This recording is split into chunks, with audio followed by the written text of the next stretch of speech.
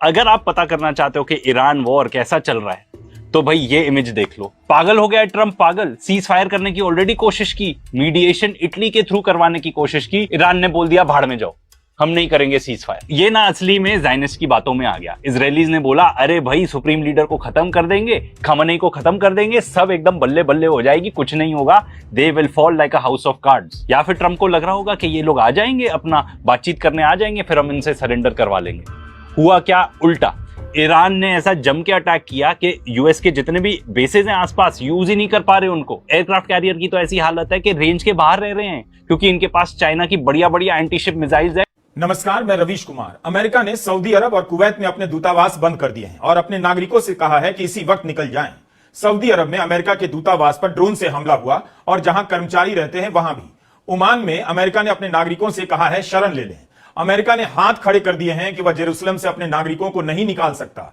अगर इसराइल की मदद से अमेरिकी निकलना चाहते हैं तो उनकी सुरक्षा की गारंटी अमेरिका नहीं लेगा, यह अमेरिका के दूतावास ने कहा है। बहरीन में ईरान ने अमेरिका के सैन्य हवाई अड्डों पर हमला कर दिया। हमले से पहले अमेरिका ने अपने बेड़ों को हटा लिया था, लेकिन तब भी उस अड्डे की बर्बादी अमेरिका को रास नहीं आएगी और उसकी साख को गहरा धक्का पहुंचेगा। बहरीन से खबर है कि वहां की शिया आबादी सड़कों पर उतरकर ईरान के समर्थन में नारे लगा रही है। बहरीन में विद्रोह की हालत हो गई। ईरान और यूएस या इजराइल जो जंग है उसमें जीत कौन रहा है, ये एक बहुत बड़ा सवाल है। लेकिन उसकी बैकग्राउंड में अगर मैं कुछ चीज़ें आपको बताऊं कि ऑब्जेक्टिव्स के लिहाज से हमेशा जंग लड़ी जाती है। जंग में कभी ये नहीं देखा जाता कि मेरे इतने पैसे लगे हैं या मेरे इतने लोग मारे गए हैं। उसकी मिसाल आप रशिया और यूक्रेन जंग की देख लें।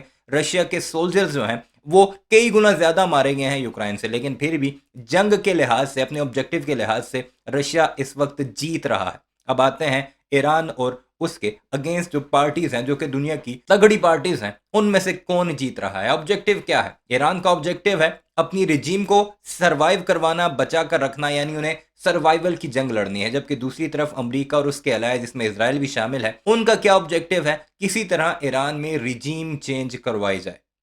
इसके लिए वो पे दर पे बमबारी भी कर रहे हैं। ईरान भी अपनी टॉप टियर की लीडरशिप को खत्म होने के बावजूद अभी तक डटा हुआ है और किसी भी तौर पर रिजीम चेंज को एक्सेप्ट नहीं कर रहा और सीज फायर की कई ऐसी रिक्वेस्ट हैं जिन्हें वो खारिज कर चुका है, क्योंकि जिन्होंने मुज़ाकरात करने थे वो अब रहे ही नहीं है। तो इसलिए अब अमेरिका काफ़ी पैनिक में है और इस पैनिक में आकर वो मजीद शदीद बमबारी भी कर रहा है मुख्तलिफ इलाकों पर। तेहरान को वो खंडर बनाने की कोशिश कर रहा है, जबकि निस्बतन कमज़ोर ईरान भी अभी तक मुकाबला जारी किए हुआ है। तो अगर देखा जाए तो इस वक्त जो फ्रस्ट्रेशन है दुनिया की बड़ी ताकत अमेरिका और उसके अलाय इजराइल की, वो ये बता रही है कि वो इस जंग में कूदने से पहले वो जो होमवर्क होता है वो मुकम्मल तौर पर कर नहीं पाए, या फिर ईरान ने जो उन्हें सरप्राइज दिया है मिडिल ईस्ट की रियासतों पर हमले करके, जिसमें जिनकी हिफाजत अमेरिका ने करनी थी, खुद वहां से दुम दबाकर वो भाग चुका है। दोबारा सुनते हैं इस वक्त भारतीय तजज़िया नगार क्या कुछ कह रहे हैं। हालांकि ये वही भारत है जिसका प्रधानमंत्री नरेंद्र मोदी जंग से एक रोज पहले इजराइल में बैठा था और उसे फादरलैंड कह रहा था। तो सुनते हैं और देखते हैं कि इस वक्त दुनिया में क्या कुछ चल रहा है। अमेरिका के 9 सैनिक अड्डे फिफ्थ फ्लीट पर ईरान के हमले का वहां स्वागत हो रहा है। जश्न मनाने वालों की गिरफ्तारी की खबरें आ रही हैं। अमेरिका ने अपने मुल्क से बाहर कतर, बहरीन और संयुक्त अरब अमीरात में विशाल सैनिक अड्डे बनाए थे, लेकिन इसके बाद भी वह ना तो ईरान से अपनी रक्षा कर पा रहा है, ना इन देशों की रक्षा कर पा रहा है। कुवैत के सैनिक अड्डों पर ईरान के हमले में अमेरिका के 6 सैनिक मारे गए। ईरान ने अरब देशों पर धुआंधार हमले किए हैं, मगर जवाब में अरब देशों ने ईरान पर हमला नहीं किया। हमले के चौथे दिन इस बात पर हैरानी जताई जा रही है, लेकिन इसका जवाब इस बात में मिलता है कि अरब देशों की जमीन पर अमेरिका के बड़े बड़े सैनिक अड्डे किस काम के। अमेरिका उनकी जमीन से लड़ रहा है तो हमला अरब देश क्यों करें? क्या डोनाल्ड ट्रंप मास्टर स्ट्रोक खेलने गए थे ईरान के अंदर और अपने करियर का सबसे बड़ा भूल, सबसे बड़ी गलती कर बैठे हैं? क्या अमेरिका ने पूरा कैलकुलेशन ही गलत कर दिया था कि वो कितनी जल्दी इस युद्ध को जीतने वाले हैं? क्या उन्होंने सोचा था ये एक वेनेजुएला होने वाला है, लेकिन ये तो अफगानिस्तान होता दिख रहा है। उधर ईरान अपने लीडर को खोने के बाद उन्होंने भी सारे घोड़े खोल कर रखे हैं, चाहे इजराइल का तेल अवीव हो, हाइफा हो, जेरूसलम हो, सारे गल्फ स्टेट्स की बात करें तो वो बमबारी वहां देखी जा रही है, वहां मिसाइल दागे जा रहे हैं। कुछ फ्लाइट्स को रिज्यूम करने की कोशिश हुई है, लेकिन सिचुएशन अभी भी काफी टेंस है। यूएस मिशन की अगर हम बात करें, रियाद, कुवैत, इनके के ऊपर भी अटैक हुआ है, इन एम्बेसीज को बंद कर दिया गया है। यूएस ने अपने नेशनल्स को बोला है कि आप मिडिल ईस्ट से तुरंत निकल जाइए, लेकिन निकलेंगे कैसे ये नहीं बताया है। उल्टा देखिए, दुनिया की सबसे ताकतवर देश क्या कह रही है कि भैया हमारे पास आर्मी तो बहुत बड़ी है, हमारे पास बड़े बड़े एयरक्राफ्ट कैरियर तो जरूर है, लेकिन हम आपकी मदद नहीं कर सकते हैं। यूएस ने कह दिया है कि भैया आप होंगे हमारे सिटीजंस, और ये करीबन लाखों सिटीजंस की बात हो रही है जो अभी भी वहां मिडिल ईस्ट में है, अपना अपना देख लो, जैसे निकलना है निकल लो, हम आपकी मदद नहीं कर सकते हैं। कैजुअलिटीज की अगर हम बात करें तो मिडिल ईस्ट के थ्रू आउट वहां कैजुअलिटीज की खबर आ रही है। यूएस सोल्जर्स की अगर हम बात करें तो 6 यूएस सोल्जर्स मारे जाने की अभी पुष्टि हो चुकी है, यह आंकड़ा और भी आगे जाकर बढ़ सकता है। उधर ईरान कहती है कि हमने जो अमेरिका का लार्जेस्ट रेडार इंस्टॉलेशन है मिडिल ईस्ट में, उसको हमने तबाह कर दिया है। तो एक चीज तो साफ है कि ईरान के ऊपर बमबारी खूब चल रही है, लेकिन ईरान अभी बैक डाउन नहीं कर रहा है। उनका कहना है कि महीना लग जाए, 2 महीना लग जाए, 3 महीना लग जाए, हम यहां बैक डाउन नहीं करेंगे। सारे calls to some sort of an agreement कि भैया किसी तरीके से हम सीजफायर कर लो, उन्होंने मना कर दिया है। चाइना सोच रहा होगा यार एक बार यूज में आ जाए, एकदम टेस्टिंग हो जाएगी बढ़िया। यूएस बेसेस डीकमीशन हो गए, इसका प्रूफ इसमें दिखता है कि अब ये जाके साइप्रस का बेस यूज कर रहे हैं, which belongs to United Kingdom. And UK ये कह रहा है भाई हम तो सिर्फ बेस दे रहे हैं, हमारे ऊपर अटैक नहीं करना, पर उन्होंने उस पर्टिकुलर बेस पर जाके भी अटैक कर दिया। मिसाइल्स और ड्रोन्स इतनी ज्यादा तादाद में गिर रही हैं कि क्या बताएं। अगर ईरान की मिसाइल्स की भी बात करें तो वो $250,000 $500,000 की हैं, उनको गिराने के लिए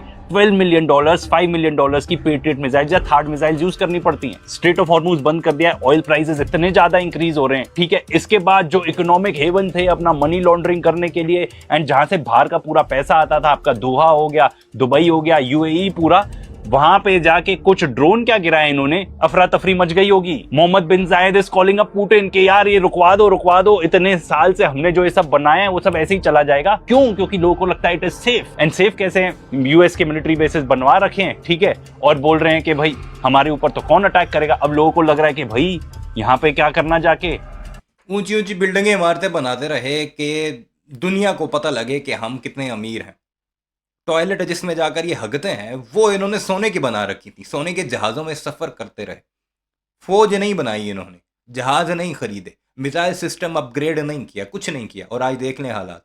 अमेरिका के ऊपर हमला हुआ, अमेरिका भाग गया, तनहा छोड़ गया इन्हें, और इन अरबों को समझ नहीं आ रही कि किधर जाकर पनाह लें। यूरोप जाएं, क्योंकि फ्लाइटें उड़ती हैं तो फिर खतरा होता है, जहाज़ उड़ नहीं रहे और ये भागने जोगे नहीं रहे। अब आपको पता लग रहा होगा कि पाकिस्तान जो उस वक्त ये कह रहा था कि हम घास खा लेंगे, लेकिन अपने आप को एटमी ताकत बनाएंगे, उसका फ़ायदा क्या होता है। आज ये सारे के सारे रगड़े में आए हुए हैं और पाकिस्तान में आकर अपने जहाज़ पार्क कर रहे हैं। प्रॉपर्टी प्राइसेस गिर जाएंगे, कोई रहना नहीं चाहेगा इन शहरों में। सऊदी ऑफिशियल्स तक आके बोल रहे हैं भाई हमें तो डिच कर दिया, हमारी तो परवाही नहीं कर रहा यूनाइटेड स्टेट्स, हमारा एलाई है। इजरायलीज ने मरवा दिया भाई, ट्रंप को मरवा दिया, यूनाइटेड स्टेट्स ऑफ अमेरिका को मरवा दिया, ये ज़ायनिस्ट की बातों में आ गए। अब तो भाई वॉर ऑफ एट्रिशन चालू है, नंबर्स गेम है, कौन कितनी ज्यादा मिसाइल फेंक सकता है, कौन कब तक सरवाइव कर सकता है। उन्हें इस बात की चिंता भी होगी कि अमेरिका उनकी रक्षा नहीं कर पा रहा। अरब देशों की एक और चिंता होगी, खामेनेई की शहादत के बाद उनके यहां की शिया और सुन्नी आबादी मिलकर उनकी राजशाही के खिलाफ ना हो जाए। अगर ऐसा हो गया तो उन्हें ईरान के साथ साथ अपने देश के भीतर ईरान के असर से भी लड़ना होगा। ईरान शुरू से ही अरब देशों की राजशाही को टारगेट करता रहा है और कहता रहा है कि इस्लाम में इस तरह की कोई व्यवस्था नहीं। अकेले ईरान ने कई देशों पर हमला कर बताया है कि केवल अमेरिका पर अरब देशों का भरोसा करना खतरे से खाली नहीं। 3 मार्च की तमाम खबरों से कम यही लग रहा है कि खामेनेई की शहादत के बाद भी ईरान भारी पड़ने लगा है, या फिर इसे ऐसे भी देख सकते हैं कि ईरान तबाही को झेलते हुए भी अपनी ताकत का एहसास करा रहा है। चौथे दिन अमेरिका के पास दिखाने के लिए यही है कि अपने दूतावास को बंद कर रहा है, हमले के कारणों को यहां वहां शिफ्ट कर रहा है। इसराइल और अमेरिका दोनों मिलकर 150 से अधिक शहरों पर, ईरान के शहरों पर हमला कर चुके हैं। 700 से अधिक लोगों की मौत हो चुकी है ईरान में। आज के वीडियो में दिन भर के कई बड़ी खबरों का हमने आपके लिए संकलन किया है। ईरान के मिनाब शहर में लाखों की संख्या में लोगों का बाहर आना दुनिया और अमेरिका के लिए चेतावनी है कि यहां के लोग उसके बम धमाकों से नहीं डरे। मिनाब शहर में 160 से अधिक बच्चियों के जनाजे में इतनी बड़ी संख्या में लोग बाहर निकले।